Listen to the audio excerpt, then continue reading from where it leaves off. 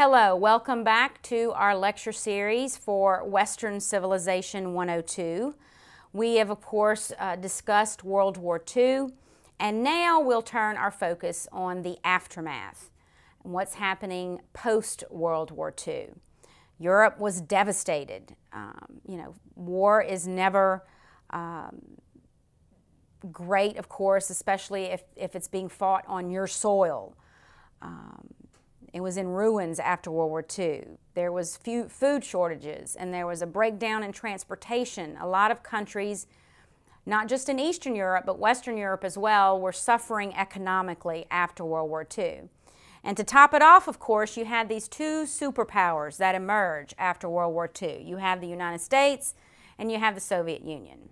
And they're two very different superpowers. The United States is capitalist, the Soviet Union is communist. Their political philosophies do not go together, and there's no way to make them fit at all. And so we start to see the development of a Cold War. Now, there's a mistrust between the United States and the Soviet Union. America emerged out of World War II in a great position, great economy. The fighting didn't happen on our soil. Actually, World War II had helped end our Great Depression. And so the United States was in a good place, unlike, of course, Europe after World War II. We will have a policy in the United States. It's called the policy of containment.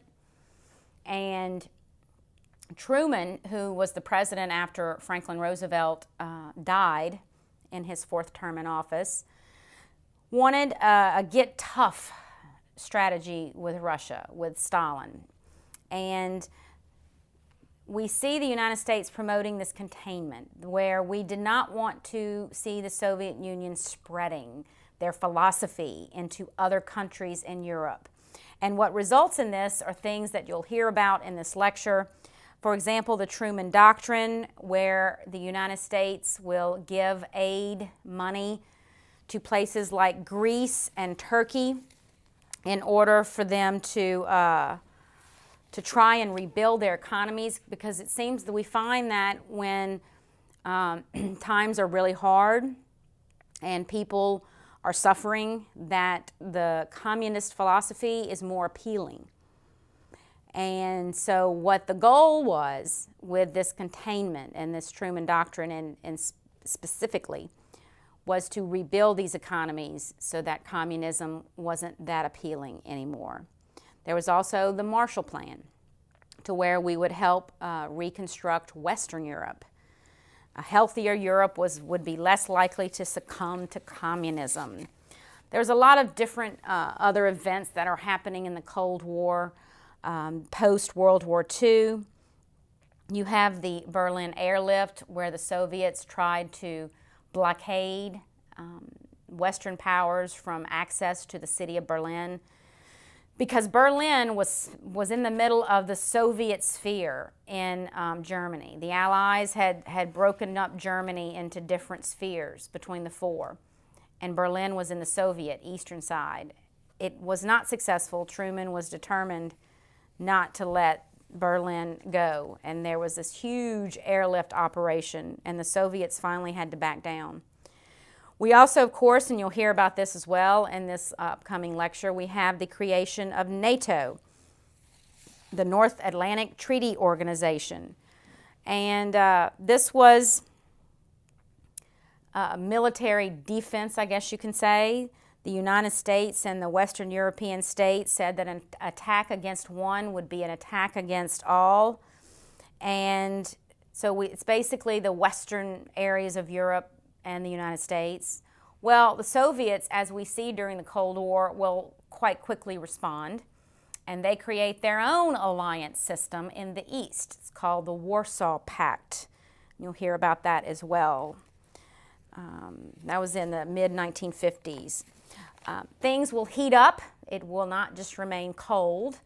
They will heat up in the post-World War II during the Cold War. In 1950, which was 5 years after World War II ended, we have the Korean War. or the Korean conflict. That will also be a part of this whole containment doctrine or policy, because North Vietnam was communist, South Vietnam was nationalist. And you have, of course, a very famous American general during this time frame who is actually in Japan, helping rebuild Japan after World War II. His name was Douglas MacArthur. Very much a hero from World War II. We'll see that during the Korean War, he will be removed, fired, if you will, by Truman for insubordination. The two men did not see things the same way. Now, we also, of course, have quite a lot of other events taking place during the Cold War time period. We have still, of course, dealing with the Soviet Union.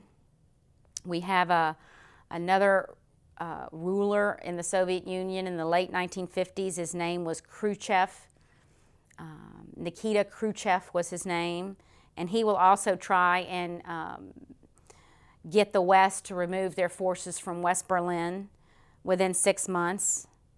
He, of course, has to back down as well. The Soviets were not successful in this.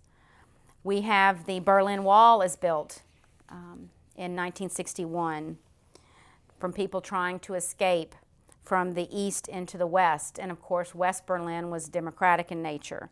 The wall is finally torn down, by the way, in the late 1980s.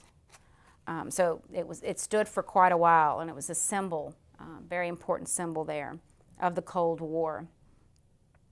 We, of course, are involved in Vietnam. During the Cold War, we have had lectures that specifically focused on our involvement in Vietnam and what's happening there. Vietnam was separated at the 17th parallel, and the North Vietnamese were communists, the South, of course, nationalists. The French had been there. You've learned about Vietnam and Indochina in previous lectures. The French, that was their colony, and they lose it in 1954 at the Battle of Dien Bien Phu is what it's called. And the French pull out, and I guess you could say the United States kind of stepped in. And we, of course, are starting the whole, again, containment, because the North Vietnamese leader, Ho Chi Minh, will attack the South Vietnamese. And even though the South Vietnamese leader was very corrupt, he was democratic in nature, and we'll notice that the United States will support democratic figures, not necessarily popular figures in some of these countries. Well, what ends up happening is the Vietnam quagmire, as it's sometimes called, and it was the United States' longest and probably most unpopular war, and it's not over until the early 1970s for the United States.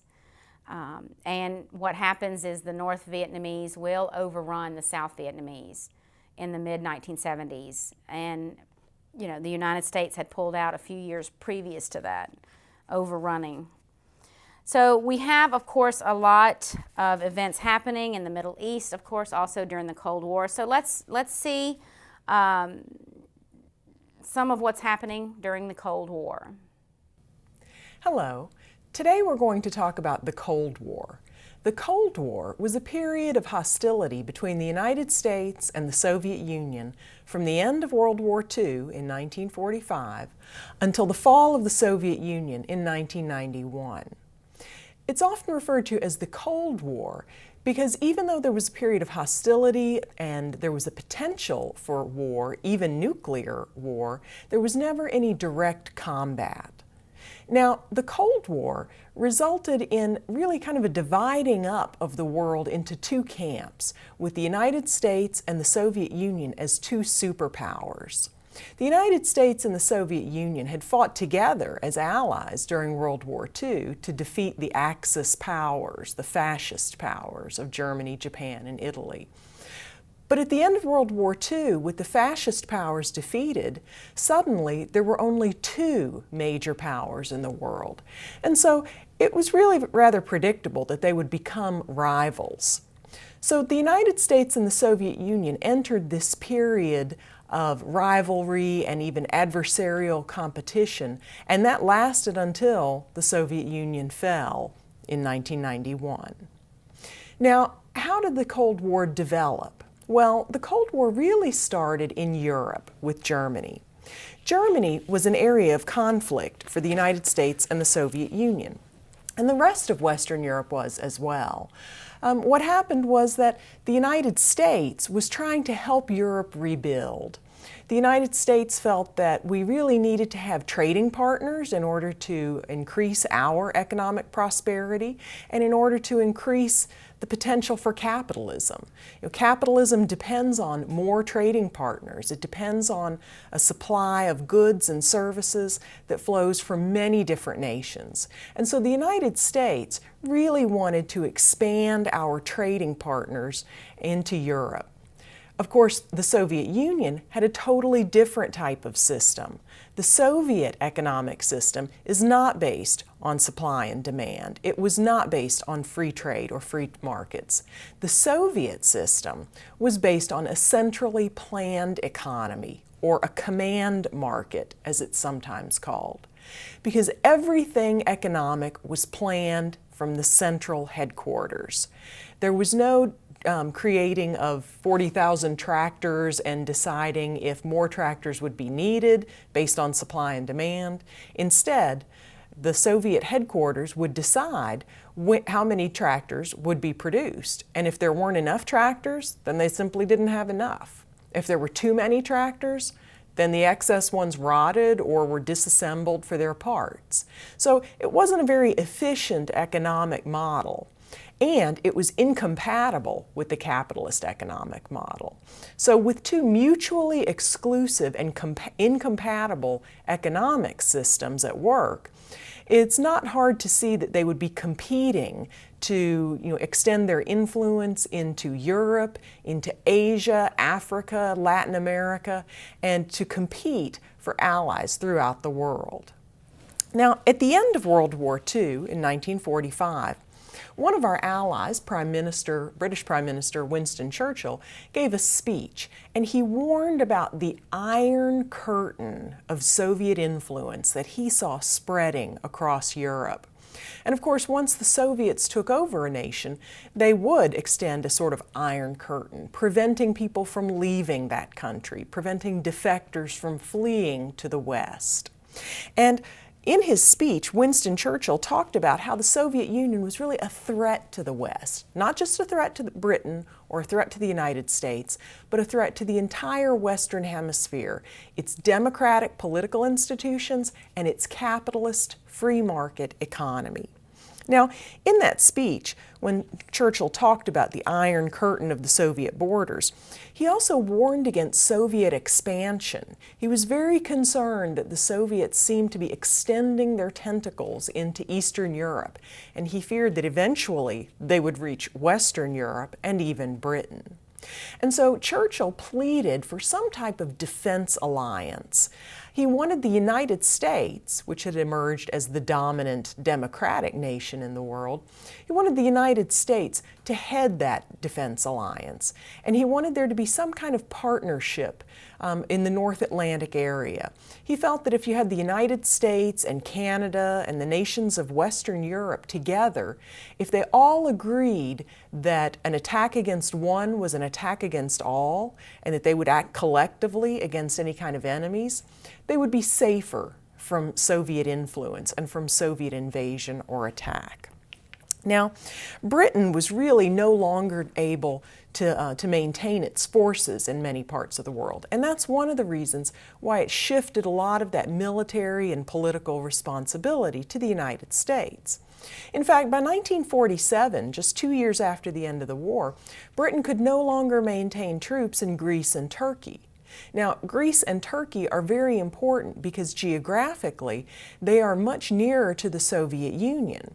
And so if you can control access to Europe through Greece and Turkey, then you can better protect Western Europe from Soviet invasion.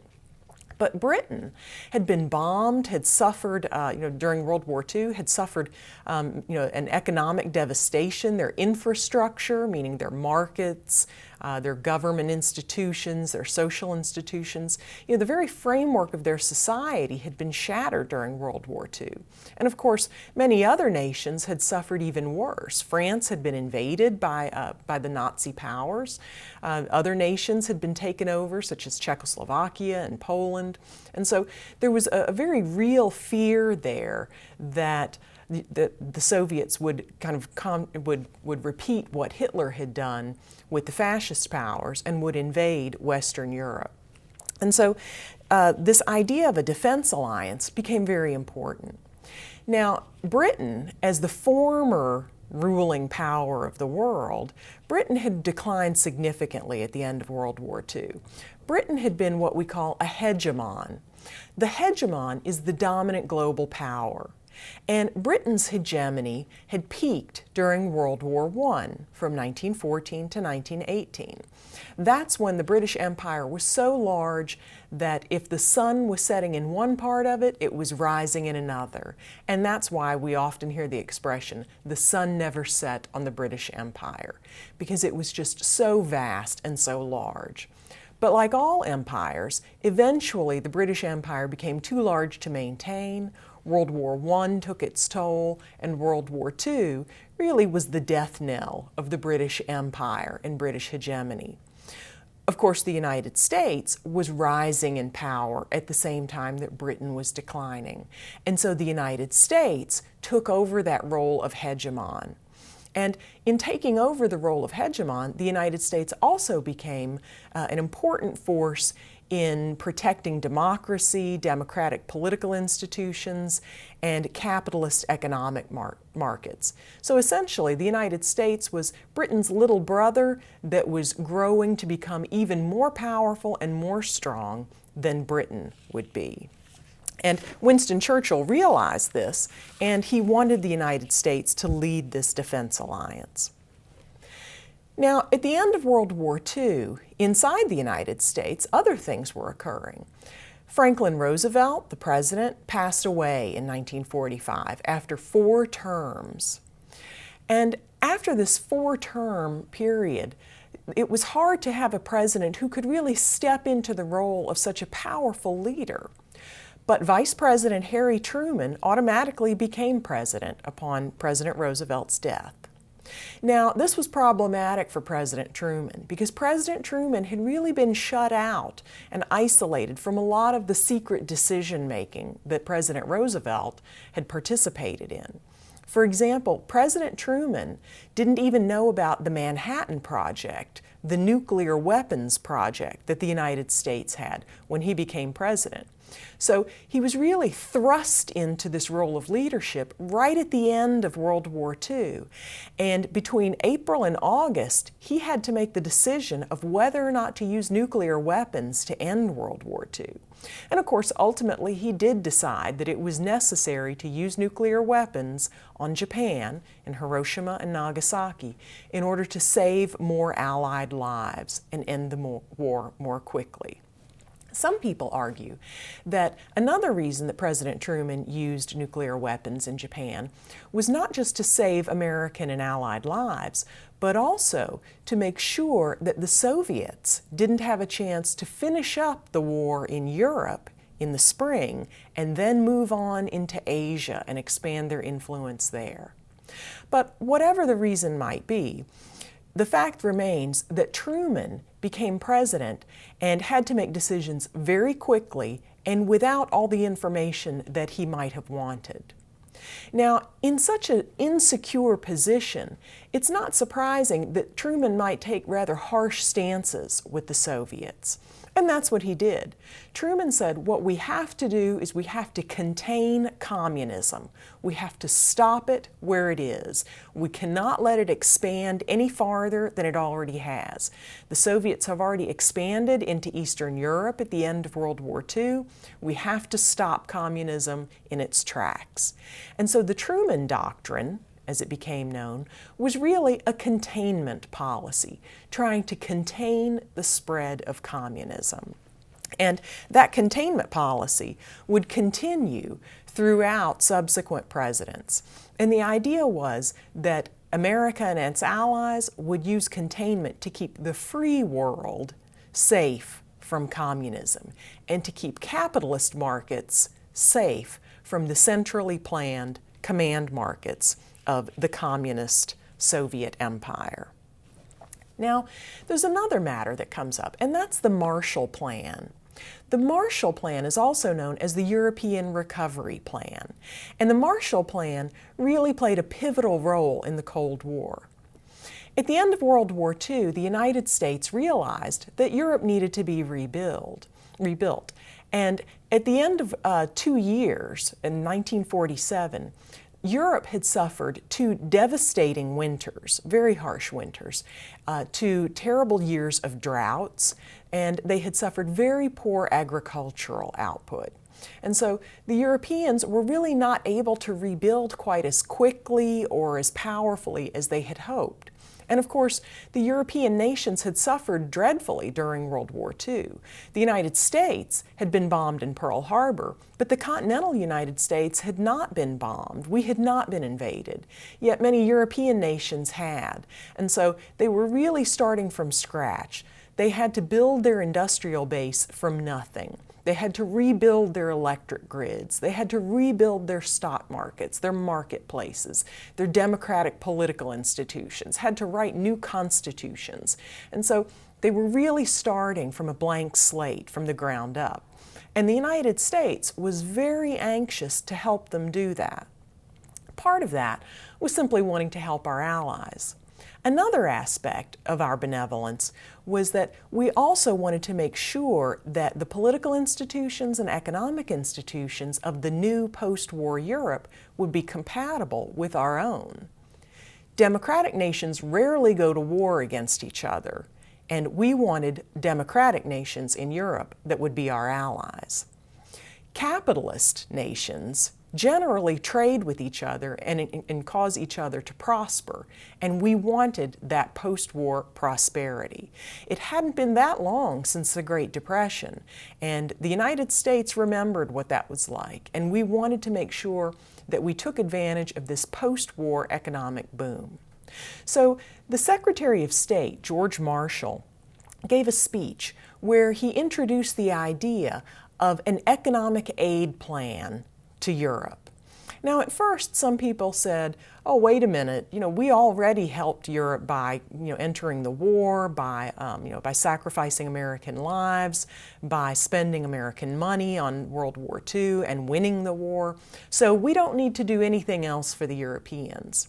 But one of the things that George Marshall and President Truman argued to the American public was that this would not just be for the Europeans. The Marshall Plan would help the United States as well. Essentially, what happened is that the United States gave $13 billion in economic aid to Western Europe. And with that aid, the Europeans had to buy their products from the United States. They bought cement, steel, coal, all kinds of other industrial products that would help them rebuild, but that also help American markets. They also used that money to buy enormous amounts of agricultural products from the United States. The United States has a vast Midwestern plain that produces enormous amounts of grain and other types of agricultural products. And we knew that the Europeans needed those products. And so we gave them the money to buy those products from us. It was a win-win situation for the Europeans and for the United States. The United States also extended the offer of the Marshall Plan to the Soviet Union. But Stalin, the premier of the Soviet Union at the time, saw this as some type of conspiratorial plot to try and insidiously creep into the Soviet economy and spread capitalism. And so Stalin rejected the Marshall Plan. He would not accept economic aid from the capitalist United States to help rebuild the Soviet Union after World War II. Now, Stalin's refusal to accept aid really kind of made Truman even more suspicious of the Soviet Union. And of course, the offer of the Marshall Plan aid made Stalin more suspicious of Truman. So we really have this increasing hostility, this growing mistrust between the leaders of the Soviet Union and the United States. And perhaps that mistrust was well placed, but it certainly didn't help to diminish the growth of the Cold War. So as a result, the Marshall Plan helped restore the major powers of Britain, France, and Germany, and it helped reduce the economic crisis in Western Europe, and it also helped reduce communist influence in Western Europe. At the end of World War II, with so much economic devastation, so many people hungry and out of work, there were a lot of people who started to turn to communist political parties, even in Western Europe. And so the Marshall Plan helped convince many of those people that democracy and capitalism could work and would work, and that they should not try and pursue communist political institutions in Western Europe. And in fact, the Marshall Plan really kind of helped create a common economic foundation for Europe that would eventually lead to the European Union's formation. Now, other things were going on in the Cold War as well. For one thing, in Yugoslavia, in Eastern Europe, you had a leader, Josip Tito. And Tito was a communist, but he was not a puppet of the Soviet leader Stalin. Tito was his own kind of communist. He was his own man. He believed in Yugoslavian communism, not Soviet communism. And he believed in this kind of nationalist idea that Yugoslavians should make decisions for Yugoslavians and should not bow to the pressure of the huge Soviet Union and its leader, Joseph Stalin. Now, of course, this idea of having Yugoslavian nationalist communism really stuck in Stalin's craw. He didn't like that idea, that he would not have someone who would simply obey his orders and do what he was told. And so this conflict between Tito and Stalin made Stalin even more paranoid about this conflict of the Cold War. He was even more worried, about losing influence throughout the world. Then, of course, in Czechoslovakia, you also had problems. In Czechoslovakia, Stalin felt that Czechoslovakia was really kind of a danger, that it was somewhat like Yugoslavia in the sense that Czechoslovakia had been the least communist of the Eastern Bloc nations. And Czechoslovakia really tried not to go along with a lot of Soviet policies. In fact, in 1948, Czechoslovakia was really considered to be kind of on the borderline between democracy and communism, between capitalism and communism. And before World War II and the bombing that Czechoslovakia suffered, it had been the most advanced economically and industrially in Eastern Europe. And so it was really kind of a prize for Stalin to be able to have Czechoslovakia under his control. So in February of 1948, a Soviet-backed coup took place in Czechoslovakia. And Stalin orchestrated this coup in Czechoslovakia, this change of leadership. And he did that as a sign to the West, as a threat to the United States and its allies of the heavy Soviet control that could be exerted in the rest of Eastern Europe. Now, it wasn't long after the Czech coup in 1948 that you started to have conflict in the Cold War over Berlin. At the end of World War II, Germany, as a major losing power, had been divided among the Allies. The Soviet Union had received 40% of the territory in Germany, and the remaining 60% had been divided up among the United States, France, and Britain. Now, eventually, France and Britain would be so concerned about trying to rebuild themselves and trying to maintain some of their colonies in other parts of the world that they would withdraw from Germany and they would give their portions over to U.S. control. So the United States would control 60% of Germany and the Soviet Union would control 40%. But the 40% that the Soviet Union controlled contained Berlin, the capital. And so in order to get into Berlin, you had to pass through Soviet-controlled East Germany, communist East Germany. Now, Berlin itself was also divided into East and West. East Berlin was under Soviet communist control, and West Berlin was under U.S. influence, with democratic political institutions and a capitalist free market economy. So it was not really surprising that you would have some kind of conflict here. One of the things that happened was that people were in such close proximity in East and West Berlin that East Berliners would see the economic prosperity in West Berlin. They would talk to their neighbors. They would have contact with their family in West Berlin.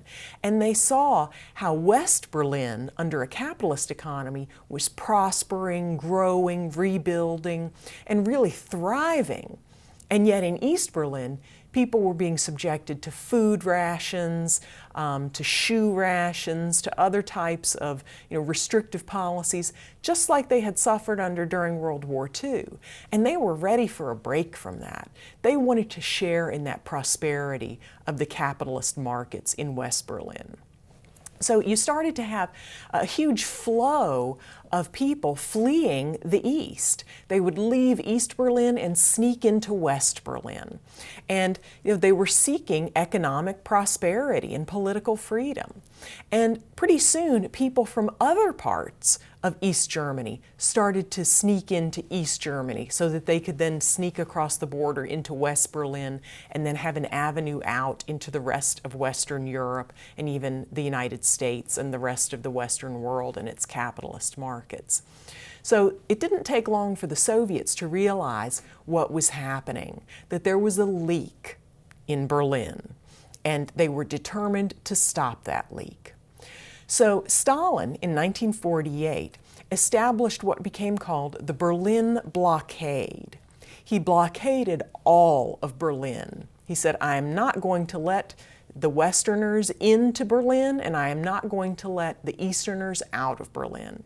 And of course, one of the things that happened was that if you're not letting Westerners into Berlin, is that you're not getting market goods, you're not getting food, you're not getting other kinds of supplies into Berlin. And so Stalin knew that, and his strategy was really kind of a starvation strategy, control them, starve them into submission. And that's a very old strategy that's been used for thousands of years, and so there was really no reason for Stalin to think that it wouldn't work again. But the United States realized what he was doing. Now, of course, this was problematic for the United States because, after all, it was happening in Europe, not in our own backyard, so it was more difficult for us to handle this. And, by 1948, the American public was not ready for another war. And so, essentially, the United States had two obvious options: go to war with the Soviet Union over the control of Berlin and perhaps all of Eastern Europe, or just give in and allow the Soviets to take all of Berlin. And of course, if they took all of Berlin, it wouldn't be long until they also took West Germany and would have control over all of Germany. And once Germany had fallen, who knew how far they would expand into Western Europe? So our Western European allies were also concerned, and they wanted the United States to act. But of course, no one really wanted to have a nuclear conflict. No one really wanted to go into another world war over this. So the United States and President Truman came up with a third option. That third innovative option was to have an airlift.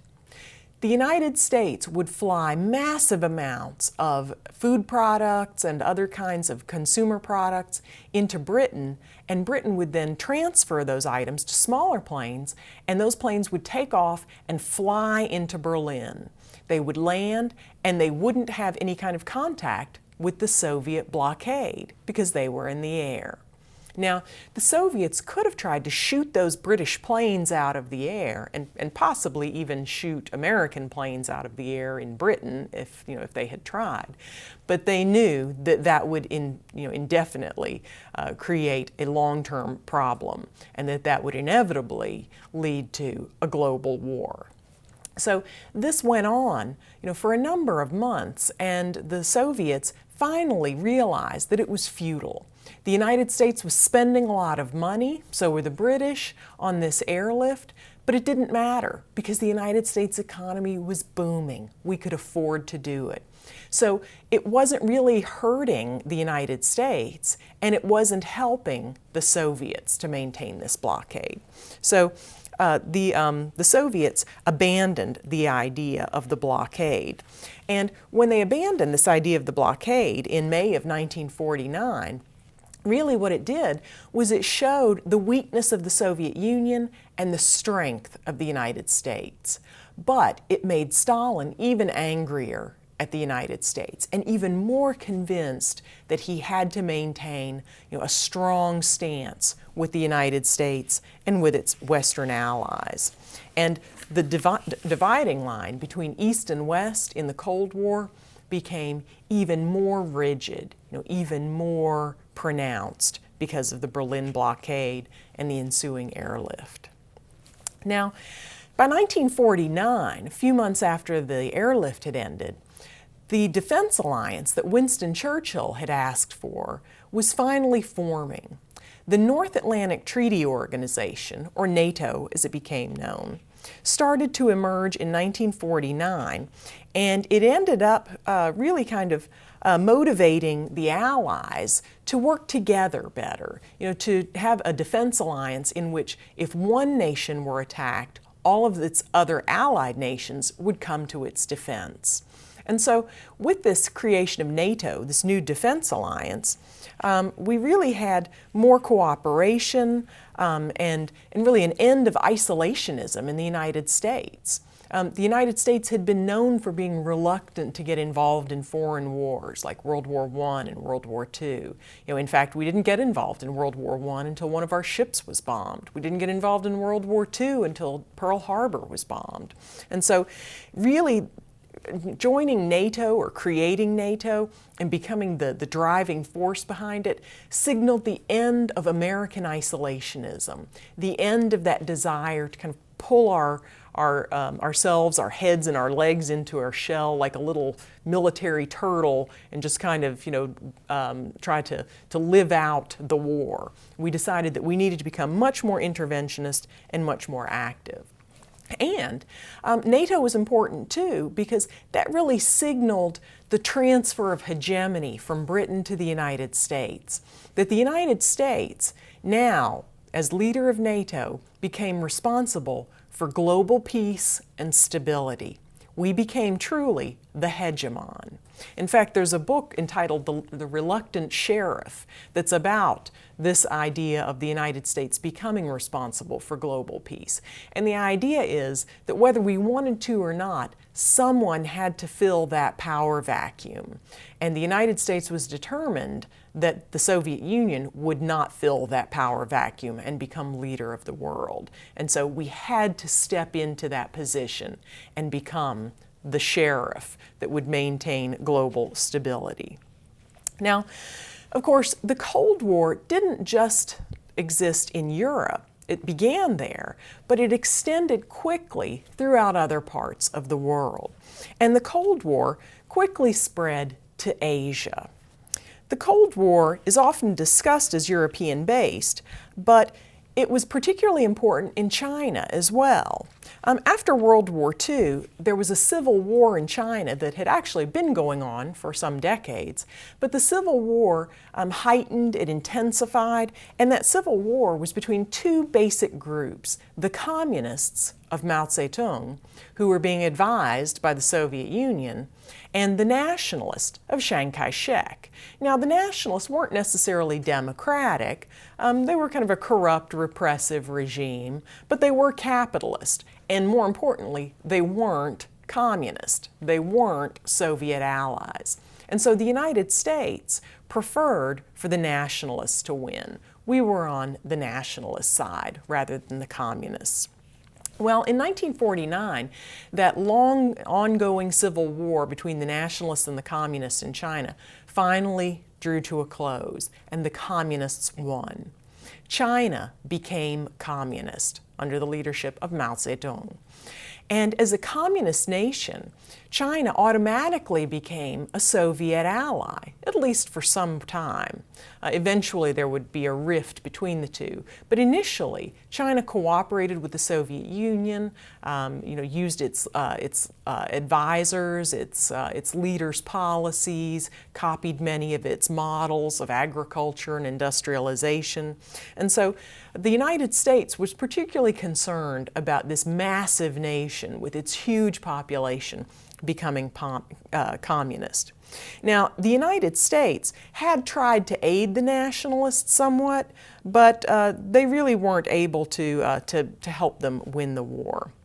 So once the war is over, the fear emerges that communism is indeed spreading, that perhaps we have stifled communism in Western Europe, but we have not been able to control it in China.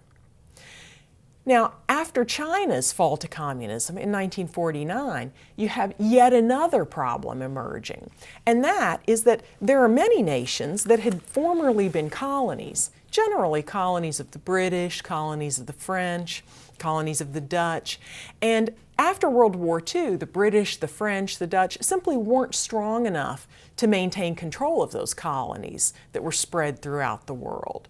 They were trying to do all they could just to rebuild themselves. So, for example, the British let many of their colonies in Africa go. The French let some of their colonies go in Asia and North Africa.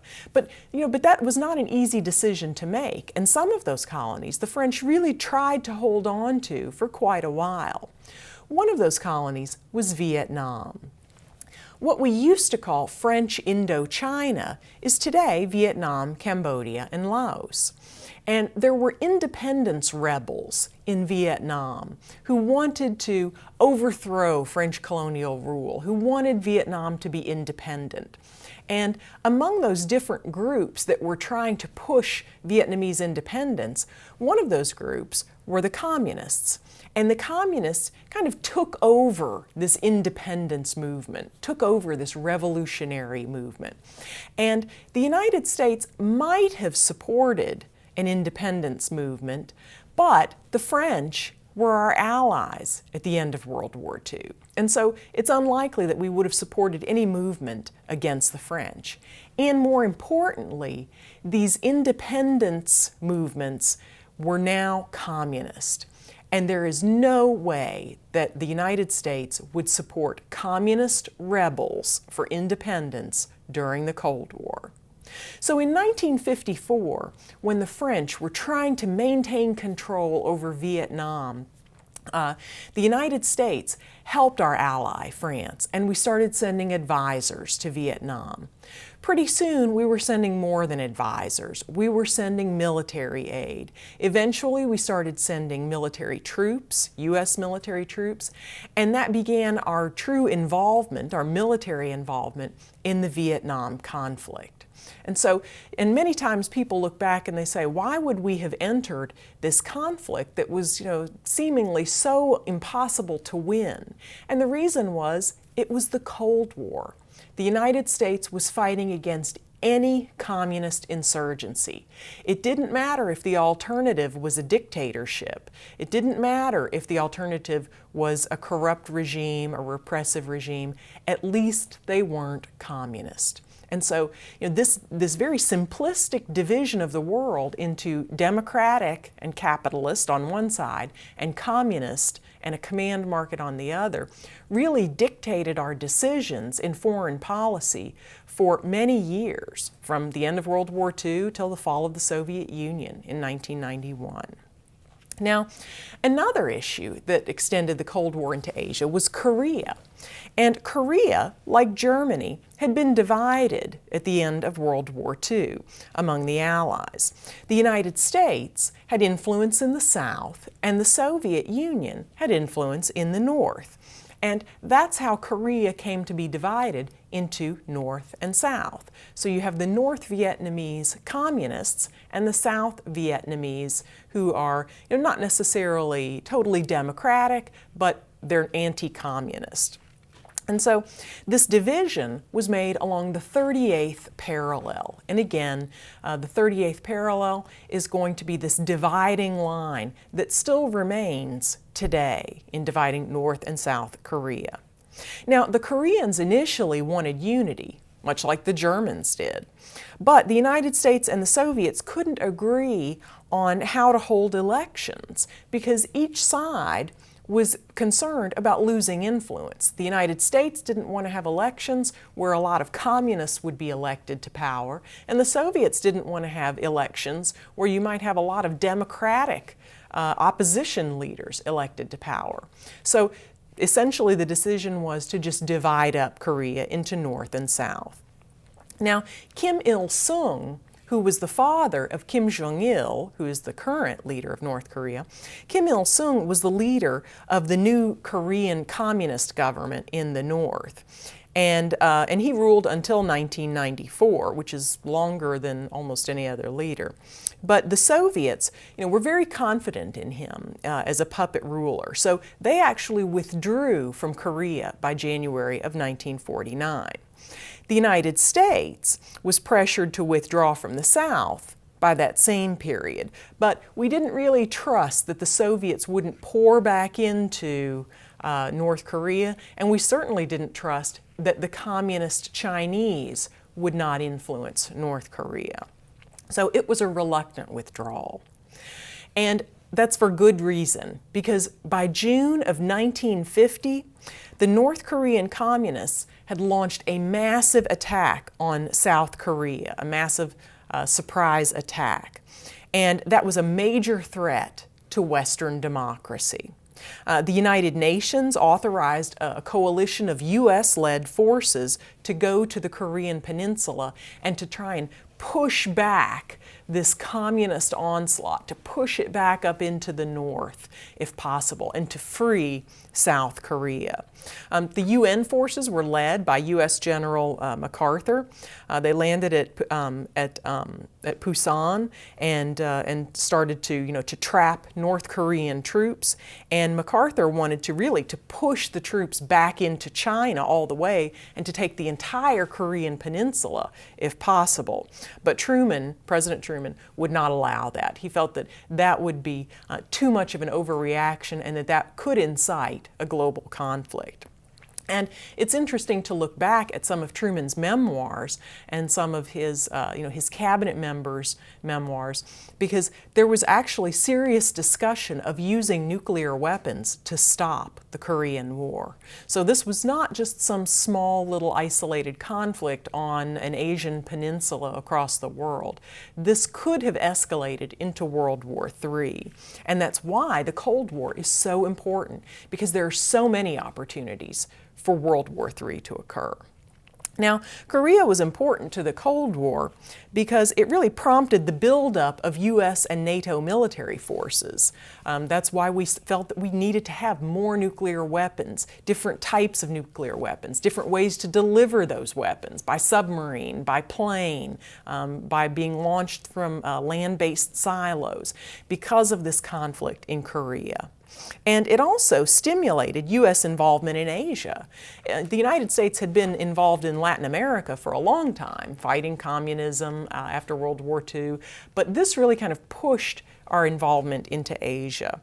And the Soviets really felt that the United States was overstepping its bounds, and so it kind of solidified what we call a bipolar structure, which means the United States and the Soviet Union as the two poles of power, the two superpowers. And so this limited war, as it became known in Korea, even though it was a limited war because you really didn't have any nuclear weapons used, it was still very important and crucial in the development of the Cold War. Now, of course, in addition to the extension into Asia, you also have other areas of the Third World that become pivotal in the Third World. For example, the Middle East. In some nations, like Egypt, you have leaders who kind of play the United States and the Soviet Union off against each other, going to one and saying, what will you give us in economic and military aid to be your ally? Then they go to the other and say, they'll give us this. What can you give us to top that offer? So the Cold War really expands throughout the rest of the world, not just Europe and Asia, but into the rest of the world. Now, you have the expansion into the Latin American region as well. In 1962, U.S. intelligence forces spotted Soviet nuclear missiles in Cuba. And of course, that's a great concern to have nuclear missiles aimed at the United States 60 miles off our coast. And so this created what became known as the 1962 Cuban Missile Crisis. That was a period of 13 days in October where John F. Kennedy, our President of the United States, and Soviet Premier Brezhnev were really, Khrushchev, were really at odds, that it was kind of a standoff between them. And Soviet Premier Khrushchev had established a naval blockade around Cuba, saying, Cuba's our communist ally under its leader Fidel Castro, and we have the right to have missiles here if Castro lets us. And of course the Soviet Union was providing a lot of financial aid to Cuba to pay for those missiles being there. And the United States was saying, you simply cannot have nuclear missiles this close to the United States. And so the United States threatened to break that blockade. And so you have this conflict that lasts for 13 days. And at the end of that 13 days in October, Khrushchev backed down.